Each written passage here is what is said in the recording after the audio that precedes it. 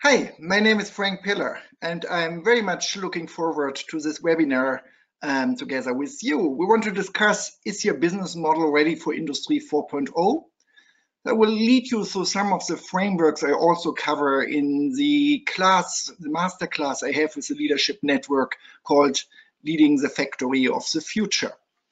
And we'll introduce you into the framework we have after some introductions, and then go into some of the key questions with regard to business model innovation and Industry 4.0. And at the very end, I also will outline a practical approach we developed in our research here in Aachen to really cope with this. So, well, you may have seen my profile on the internet. I'm Professor of Technology and Innovation Management here in Aachen University, Germany's largest engineering school. I'm really interested more or less in the things I will talk about in a minute.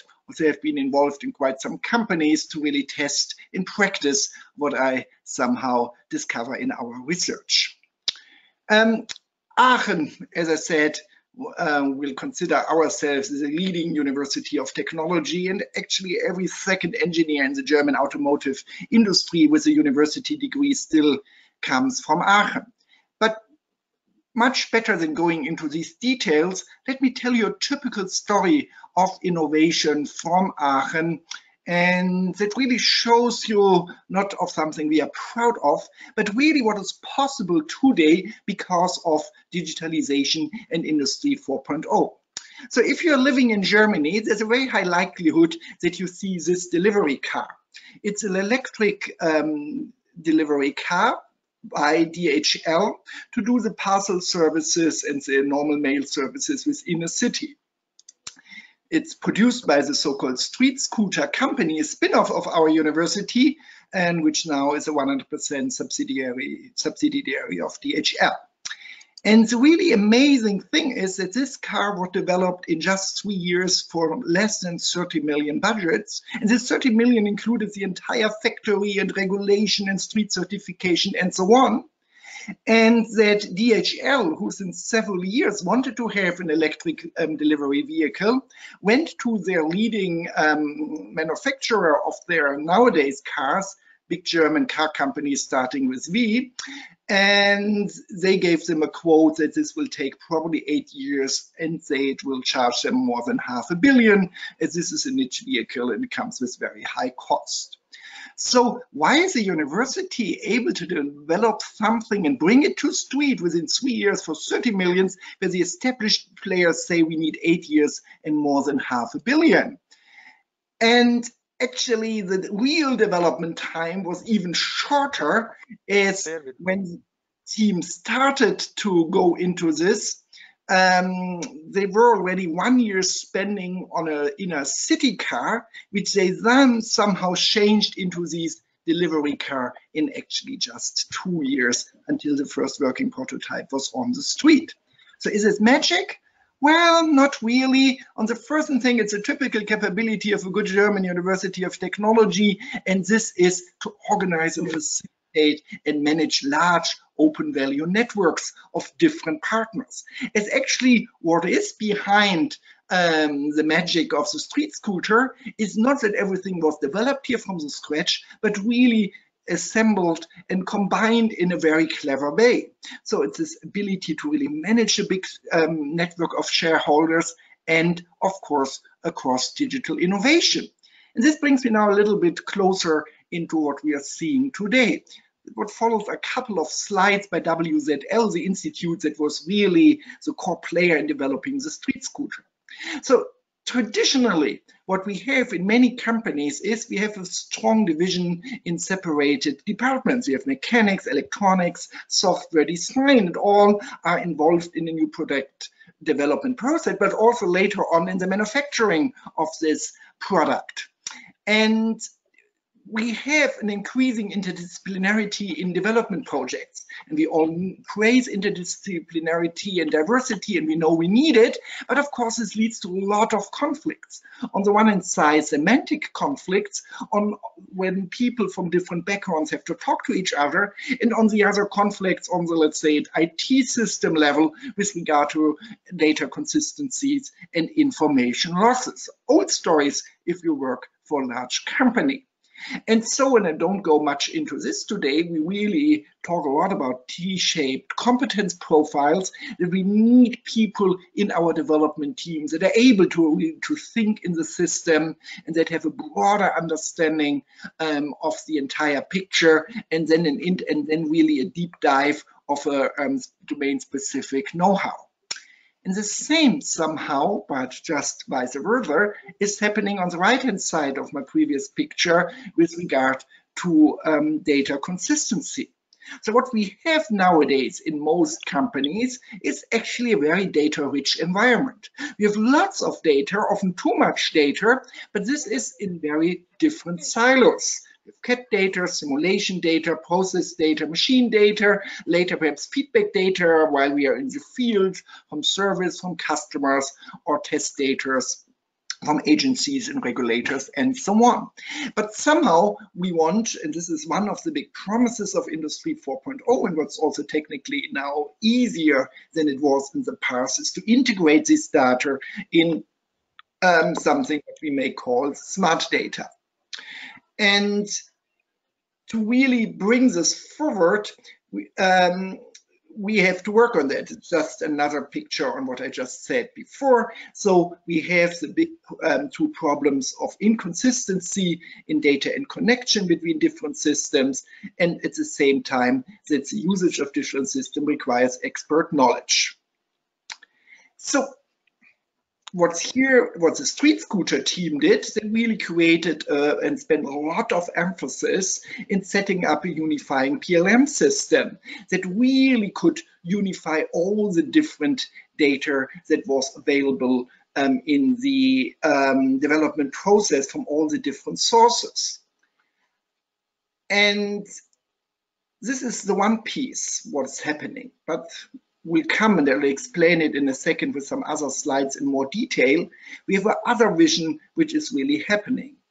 As traditionally we had our data really with regard to development, and then in automotive we call it ramp up, we pushed the development into the manufacturing floor, ramped up manufacturing, and then went into operations. And of course there also were silos of data, and from time to time perhaps they were synchronized and matched with each other. But what they do for the street scooter project is very, very deeply not just look, really is connecting these two data sources and using what is happening in production and assembly and even in usage in a unified picture to have an holistic picture. We later will call it the digital shadow, one of the core concepts of Industry 4.0 and also one of the core enablers of new business models. So what they really achieved in the street scooter is to have a picture of the development cycle, the production cycle, but also the usage cycle, and integrate this and have a single source of truth in utilizing this data. So that now, after the product is out in the market for now a little bit more than 2 years, there is a big change request or a new version coming up, you immediately can see, simulate, and really execute how this change request will have implications either production or development. So here's the car we are very proud of, and it even goes better as the same teams of a company, DHL, went back and got the money and built a new car. And what they just have launched is a Germany-built electric car for 12,000 euros retail price. Looks actually quite nice. And the marvelous story here is that they also developed a very scalable car factory for 30 million. It was opened, we are very recent with this webinar, actually last Friday here in Aachen. It does not look like a McDonald's fast food restaurant, but it's more or less the same concept, that you have a scalable, replicable factory that has an output of 30,000 cars a year. And if you need more output, you just put another factory next to it, and again for a price tag of just 30 millions. And why is this possible? Because of digitalization. Here you see a few pictures from inside the factory. Digitalization, robotics, and advancement that even make manufacturing of cars much cheaper and more efficient as we always used to have it in the past. Now, just for the recording, we have some voice in the recording. Whoever has not muted their microphone, please mute your microphone. And so this is the Ego car that is now going around here in Aachen in the first trials. So why these introductions? As these are examples of what is really possible today. And it's not just because of the advancements of IT, but actually we have to thank these two guys, and always like to thank them at the beginning of my presentations, Wim Curve and Bob Kahn, the inventors of, well, yes, the TCPIP protocol, not really the internet, but the basic communication protocol. And in my opinion, it are really the advancements of we have with regard to communications, enabling higher degrees of connectivities and collaboration, what is driving all the excitement around digitalization in Industry 4.0 today. So it's really the networking ability, our enabling a higher productivity of collaboration, which is at the core of Industry 4.0. So this slide by SAP AG, I think, is quite meaningful, where they said what we call the fourth industrial revolution is not one of digitalization or computerization. That was the third industrial revolution, but of networking and connecting things and people and assets and so on. So let me now spend a couple of minutes in introducing our smart industry, smart factory framework. And this is a very demanding task, as I normally need at least one day to explain this in detail as part of a 3-day masterclass. So for the full picture, come to my masterclass, but here's the brief one. So the idea is that we have an underlying technological infrastructures of a lot of new technologies that are coming forward today, and you've heard of many of them. And as a first pillar in that model, we have the smart asset dimensions. And here, two elements: smart equipment and the so-called already mentioned digital twin and digital shadow. So when we talk about Industry 4.0 and what's happening on the shop floor nowadays, we often refer to so-called cyber-physical systems, perhaps without taking this proper technical term. But the idea is that we have a physical existing object that has sensors, provides us some imaging, some data, process data, models, topologies of what is happening with it. We store it mostly in a cloud, and then we have a layer of services, which we often nowadays refer to, not totally correctly, but a little bit getting the idea as algorithms. And those together are the building block of what makes most of Industry 4.0. And if you are in a shop floor, this is actually not too novel for you. So most of your assets already have sensors and you already collect a lot of data. However, in most instances, you don't really utilize this data on a routine basis beyond security checks and alerts, but not really for decision making. And this is enabled by the digital twin or digital shadow. This is a term that comes up more and more, and for me it was always difficult to understand it. So what's the difference to traditional MES data? What's the difference to a traditional simulation model of our asset in the factory? And the following example helped me a lot. So where we are here, and I'll come back to this model later on in the presentation, what we have here, if we start in the lower left, we somehow make, measure, and connect. This is where we have our cyber physical systems. They provide a digital image, a digital shadow, or the digital twin, which we later on use for decision makers, either prescriptions or predictions. I'll come back to this, which help us then to analyze and predict our physical world and optimize there. As the idea going to the lower right is to really have an adaptive real-time optimization of our systems. And it all starts with the digital twin or digital shadow that's really is starting gathered in the cyber-physical system. So the example that helped me to really understand it was that of Google Maps. Well, of course, you all use Google Maps, and you know it.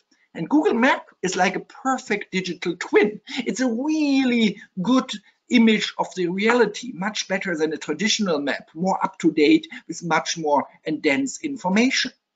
And then it gives you this digital shadow of the utilization of the road, the live traffic information. And this actually is not really real-time data, but like in Germany, Vodafone provides every 5 minutes an image of the German cell phones to Google to provide the traffic load of our road system. So the idea of the digital shadow is that this is what is really happening in your assets, while the digital twin is really a replication of the assets. Here we can be very precise, but even with today's data processing abilities on the data level, we still have to reduce it to have meaningful things.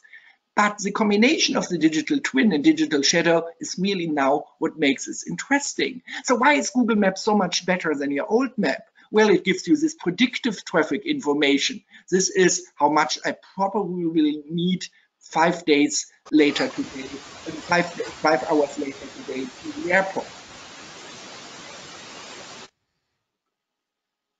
Then it can give us dynamic suggestion for alternative routings. It can tell us, well, there is a bottleneck, go there. It even gives us alternative means of transportation. And probably Google knows better than the city of Aachen where to build a new highway to continuously avoid bottlenecks. And this is really where Industry 4.0 starts, with the replication of the digital twin, but it's actually the digital shadow that allows us this additional applications. But then, if you know something about navigation systems, there's a new one called Waze, which actually is even better than Google traffic, as it's not just all machines, but they use human knowledge and human expertise to even build outsmart traffic together, as it said there, and their drivers report potholes, speed traps, and so on. So with Waze, we have a combination of a digital twin, a digital shadow, and human expert knowledge. And for me, this is a perfect picture of what is happening in many other domains as well. So if you go back to this picture I had earlier to explain the street scooter success and the data model that was behind it, that was exactly what they enable, to have a single source of truth. They call it a PLM system. You may call it your smart data warehouse. So the first pillar were these smart assets with data. The second is now smart operations. So what we do with this data. On the one hand side, going back to that earlier quiz picture, it's now really about utilizing the data for, well, the following slide is a little bit a litmus test. Where are you with your Industry 4.0 journey?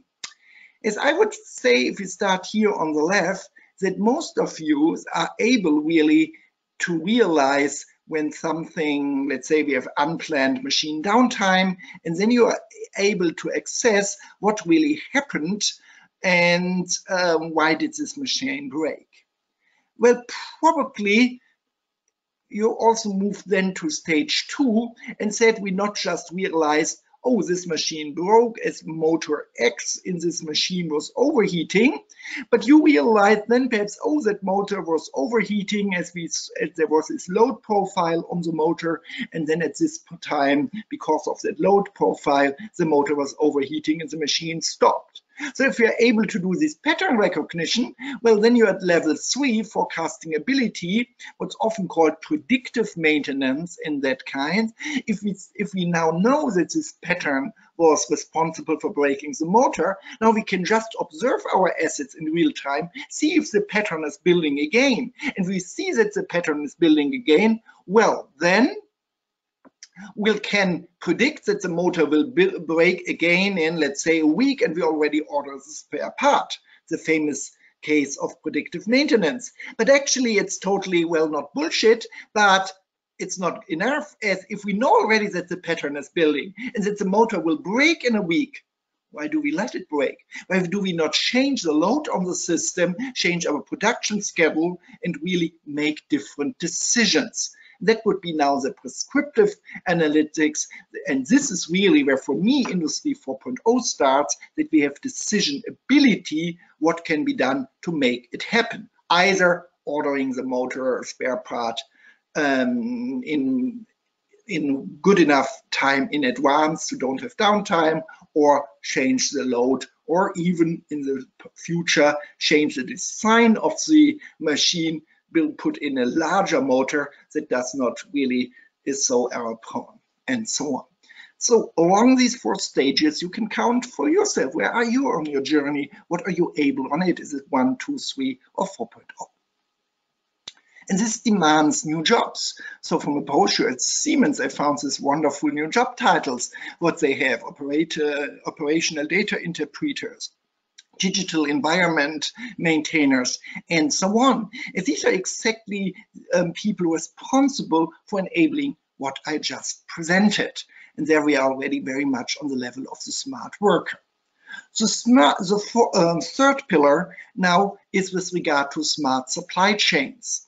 So in smart operations, we really stay within one focal factory. In smart supply chains, we go into connecting factories, managing a network of factories, and also the underlying logistics and supply chain activities. I don't have any time to go into this, but if you remember my example earlier from the Ego, the small blue electric vehicles you saw, it was a 30 million car factory. This is exactly what they have, the vision that all these factories obviously are connected, that you really know what is happening. And if you do local optimization in one of these factories, well, this knowledge is somehow automatically downloaded to the other factories to always being on one state of the art and expertise. And the fourth one is where now we'll spend a little bit more time, as now we come to the heart of our talk, business model innovation, is a solution ecosystem. As the idea is, and this is one of the strongest ideas, that whatever you do it collaboratively. And if you're a larger company, that can mean this connectivity of your own factories, but it also can mean the connectivity with your partners and all your network activities. So the real question around here, and this is where I would like to start with, is what new business model can we enable with our smart factory? And why is this important? As you know, if you're a manager, that you manage something, how you think about it. How we perceive our world is how we shape our decisions. And in Industry 4.0, I see 2 big patterns when I talk to executives, when I visit companies and ask about the digital strategy for the factory. On the one hand side, on the left-hand side, is an evolution model, the exploitation model. And I have to admit, as a German, it's a very German model. It's really a focus on technology-enabled efficiency gains, the digital enhancement of products and services. It's digitalization of the data flows in manufacturing. It's empowerment of human decision makers and operators. And in the end, it means we do exactly what we always did, but now digital and more efficient. On the other hand side, is a disruption or exploration model where they say, well, let's utilize all the new technical abilities we have to not just make a better factory of today, but really build a new factory for tomorrow. It's a radical reinterpretation of the value proposition. It's really putting the factory in the center of the business model, saying now we have these new kind of abilities. What new kind of business model can be enabled for our corporation? It's very much about digital products and services that are part of an open ecosystem. We'll have examples about this in a second. And coming to open manufacturing concepts, sometimes also cloud-based manufacturing. So therefore, to complete this picture, on top of these pillars, smart assets, smart operations, supply chain, and the solution ecosystem, we always have to ask ourselves, what kind of business models are we enabling, and what is the business model, why we are doing it? Coming in the orange part from the left, are we really looking on industrial efficiency drivers, operational efficiency, and so on, which is totally great, but a little bit boring on the long term, and perhaps not leading you far enough? Or are coming in the blue from the right side, are we really talking about differentiation, individualization, agility, really using our factory to enable a new business model? Let's explore the right side a little bit more in detail. With a recent case from Germany, and it's one of those companies that is really considered in all instances one of the big digital champions, even if it's from a very, very traditional industry, agriculture. Class, well, is a small kind of John Deere if you're from the US. Class is an agricultural company, very well positioned on the market. And actually, agricultural equipment was one of the assets that were turned into smart products, cyber-physical systems, quite early. Why? Well, you utilize some of these assets only for a couple of weeks in the year, but in that time, you really want to have them 24/7, and you don't want to have any unplanned downtime. So this was an industry where products were becoming smart products with sensors, predictive maintenance, and they also became connected to clouds, connected perhaps to even weather data, and so on. And then if I'm a company like Claas, I realize, well, from the perspective of my farmers, they don't want to have a tractor platform and a combined harvester platform and a planter platform and in addition a tiller platform.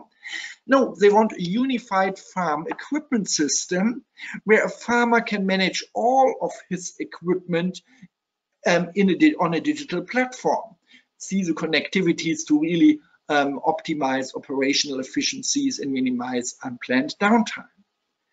And that was the perspective of most of the agricultural companies. And they spent millions and millions to build these farm equipment systems, also bridging across different companies. However, if you're a farmer, your picture looks very differently. If you're a farmer, this farm equipment system is just one small piece of the game. You also are interested in a system that really provides the weather data. You are interested in the irrigation system, all the water management. And especially nowadays, you're really interested in seed optimization and crop protection. This is why Bayer acquired Monsanto. This is where a lot of experts see really the future of agriculture. But somehow all these systems are connected, and as a farmer, you want a farm management system, not just a farm equipment system. So, sounds logical. But now consider you as a top manager at Claas. As now really your strategic question is, where are we in that game? Should we continue to do a farm equipment system? And this already is pretty brave, as this is integrating beyond our core products. Or should we go to become a farm management system, also integrate all the other data sources and value drivers to manage a modern farm? And of course, intuitively, if you're a family-owned company like Claas, you would say, let's stay with farm equipment, as actually managing weather and seed and water is not our business. But then you start thinking, saying, well, actually, wait a minute. If we let someone else doing it, in the end, our tractors just become an expensive asset to collect data. And all the value from additional services is not enabled by us, but someone else. So in the end, a tractor just becomes an expensive commodity, and we are getting commoditized. And where is the future of our business? And this was really the crucial question for Claas. On which level should we get engaged? Should we become really this platform provider, or shall we join an existing platform? And obviously, as you know from you being a consumer on consumer platforms, in the end, it's not a winner-takes-all market, but almost there will be 2 or 3 winners that really divide the share of digital farming. So class really, and this is why it's a nice case, said we go forward.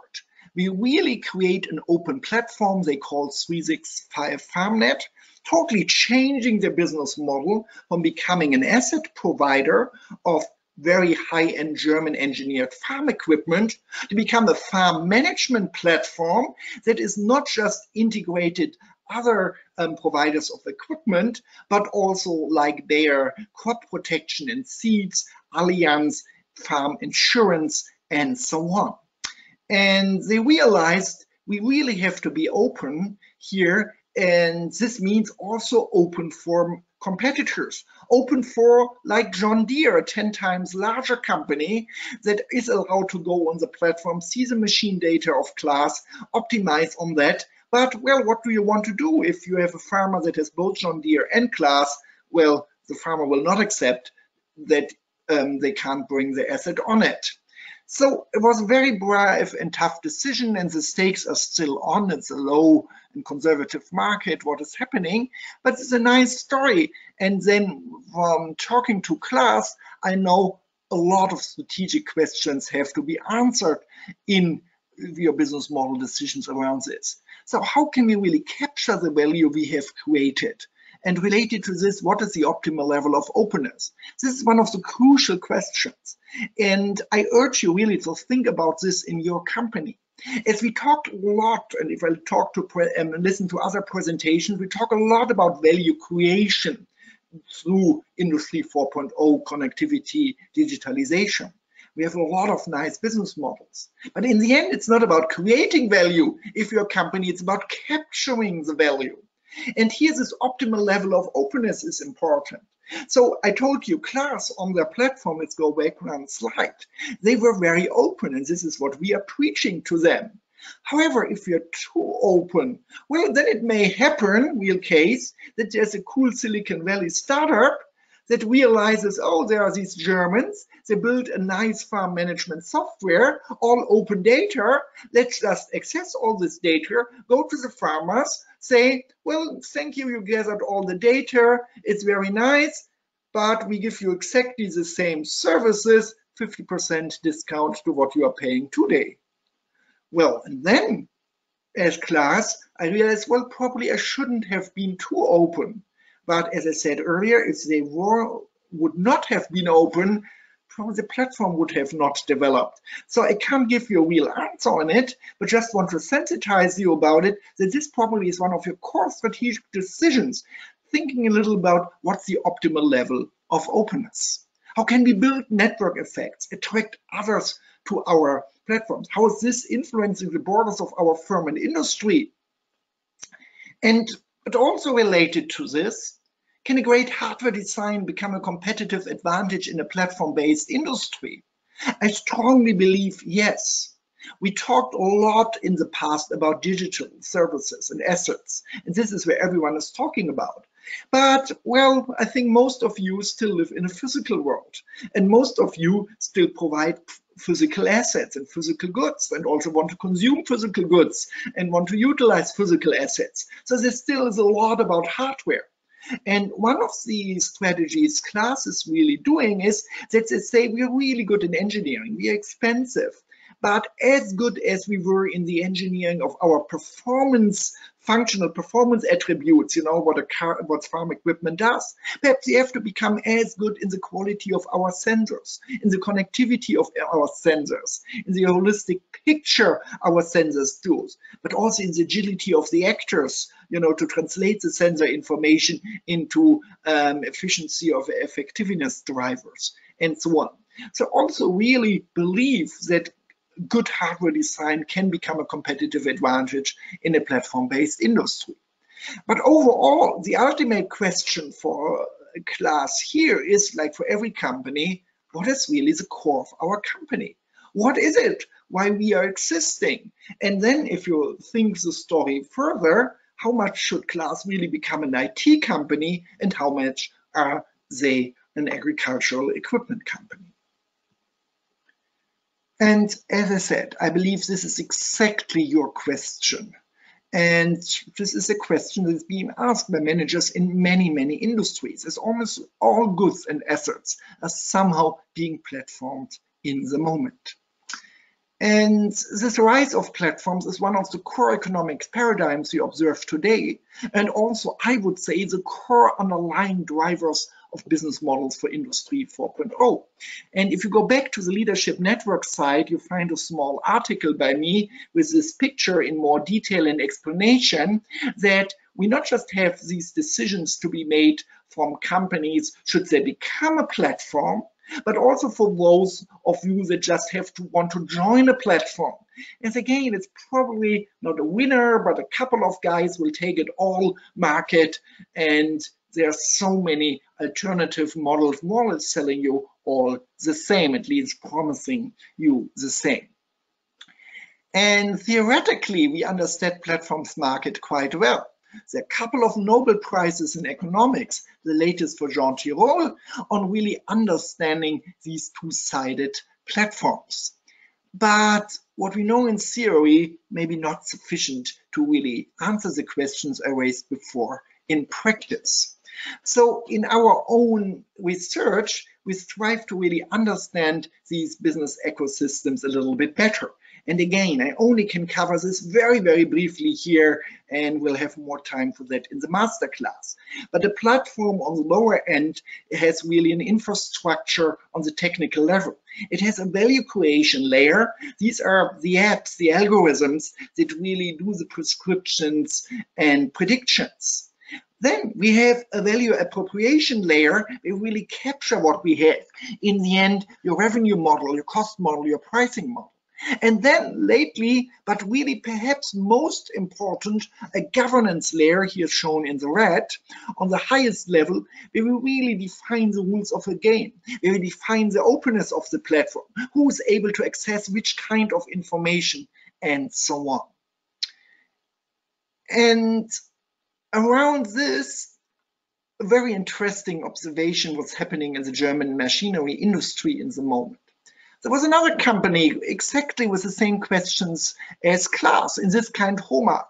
They are in the niche, a world market player. They do wood processing equipment, equipment you need in a furniture factory and so on. And they had exactly the same question. Our equipment is getting smart. Our customers, the furniture manufacturers, are creating smart factories. They want to share the data from their machines on a higher level platform that provides some functionality, provides the data management, perhaps also enables me to compare my factory and my assets with similar companies to learn from their errors and experiences.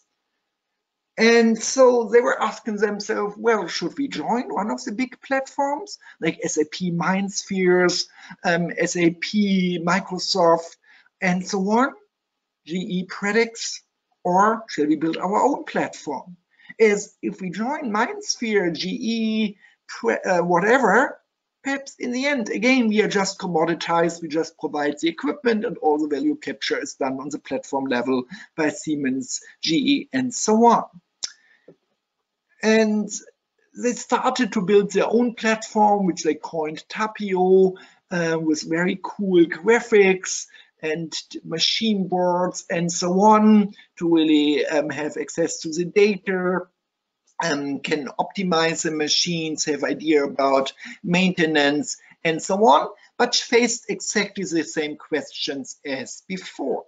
And when they asked themselves, what is the core of our company? They said, different than Klaas. No, the core of our company is to make the world's best wood processing equipment, but not to really build an industrial data platform. And this is why they joined a cooperative of other companies with exactly the same questions that say, let's build a platform of platforms. And it's called Adamos. It's getting a lot of traction and attention in Germany in the moment. And here it's the lower left, you see Homag, and you see a couple of other big companies like Zeiss, Dürr, DMG Mori, all companies facing exactly the same challenges as Homag. And they all wanted to have a digital platform, And for this, you need a platform infrastructure, you need machine learning capability, analytics capability, device management, security data story, and so on. And what they said is, let's really do a company together, as the Street Scooter Consortium was initiated at the very beginning of my presentation. Let's put all a couple of millions euros in a big pot. We hire a company, a software company called Software AG in this case. They build us a platform which we co-own, which we can govern, but it's not the core of our business. It's something like an infrastructure, but an infrastructure we really can manage. And then facing our customers, we all have our own app stores. You know, HOMAG, it's Tapio stores, Zeiss app stores, and so on. So towards the customers, we somehow have our unique profile. Towards the back end, we have a white label solution called Adamos. We can utilize all. So it's too early to say if this will succeed. But I really like the initiative, and it also shows the experimentation and agility companies need to have today to really answer this crucial question on business model innovation. What is it really, what our business model is, and what is the place in the business model of our entire industry we want to take? So just follow this Adamos initiative. Perhaps you're even working for one of the companies. As I said, I don't know if they will succeed. It's a very ambitious task, but really interesting of taking your own destiny somehow back in your hand, but doing it as a cooperative. This is exactly what we'll try to work on and understand better in our research. And so let me close my talk with a small methodology how to really build platform-based business models.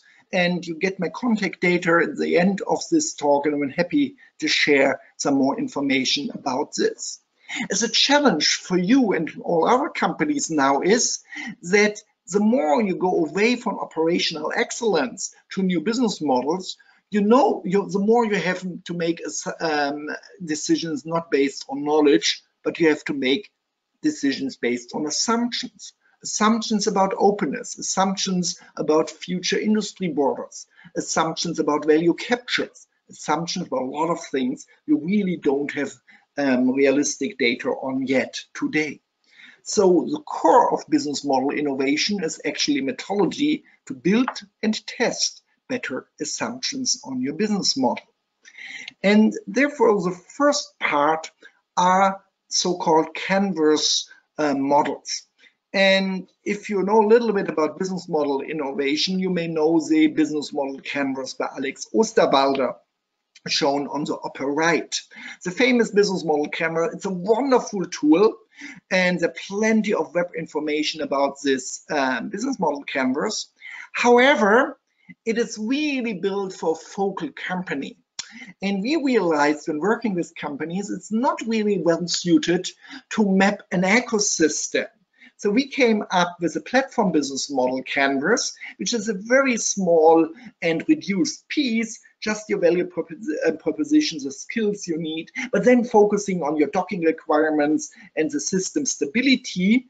And then the idea is really not just to map you, but also the other partners in the ecosystem in getting a more holistic pictures with whom you have to connect and also from whom you can get services on that.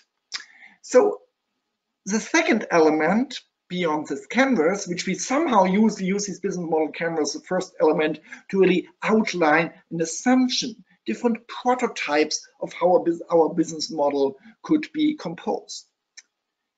But to make it a little bit more systematically, we use platform design factors, well, PDFs, or so-called business model patterns.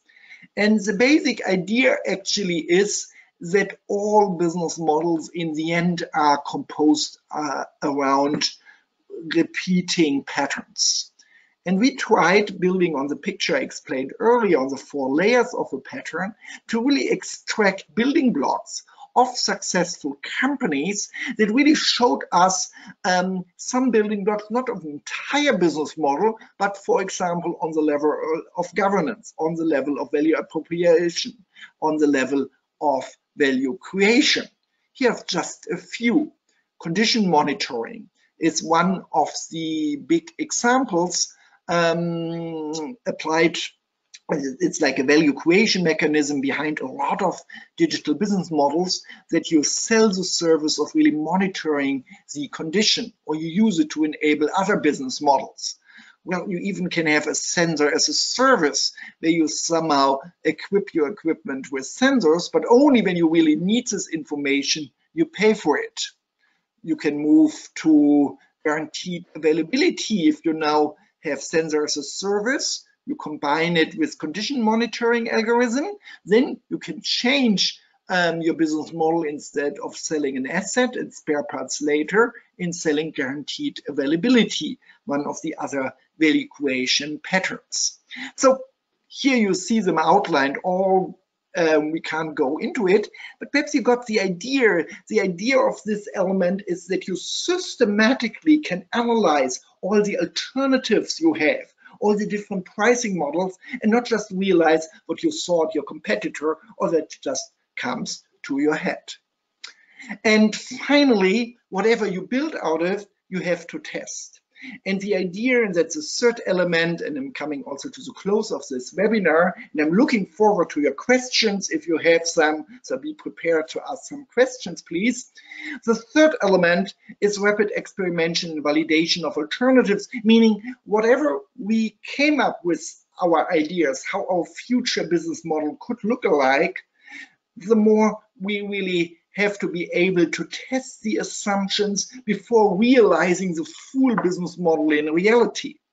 And this is actually what worked very well in our master classes on the Factory of the Future, that we spent almost the last 2 sessions of the seminar, that every participant builds some assumptions, first defines the assumption, builds it, and then develops a very simple test to really validate these alternatives.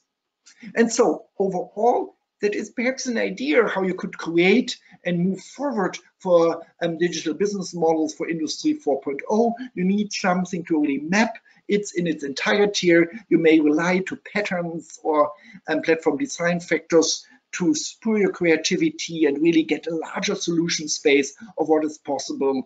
And finally, you need a tool to validate your assumptions and experiment with them to come quickly to a solution which you then may implement and practice in an agile way. So many ways to create value with Industry 4.0. And I only could really give a short introduction into this in this webinar.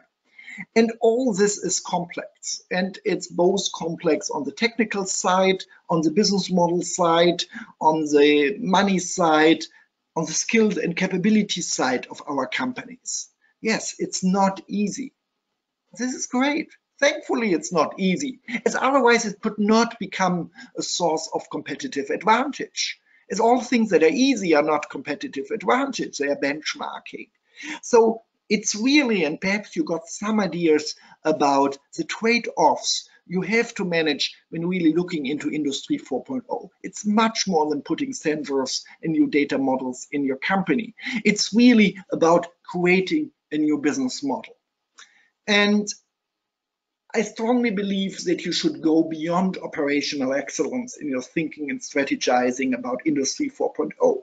Yes, operational excellence is great, and it may pay the use case and convince your top management that you have to do it. But for the future of your company, operational excellence is not enough. So really ask yourself, what's the job of your smart factory? What is really the new business models you can enable? How you really position yourself in an open ecosystem? But also, of course, what do we have to address internally to enable this? And would be delighted to discuss this more in detail with you at one of our Factory of the Future masterclasses with the leadership networks. And I have to tell you, if you sign up now, you even get 20% discount.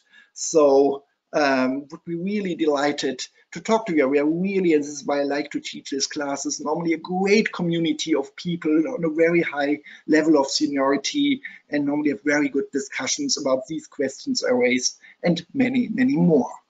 So this is where I am now. I am at the end of my webinar. Reach out to me if you have other questions, but there now is still time, 10 minutes, if there are any questions from the chat. So thank you very much for listening. Hope you got some good ideas. And Carolina, are there any questions?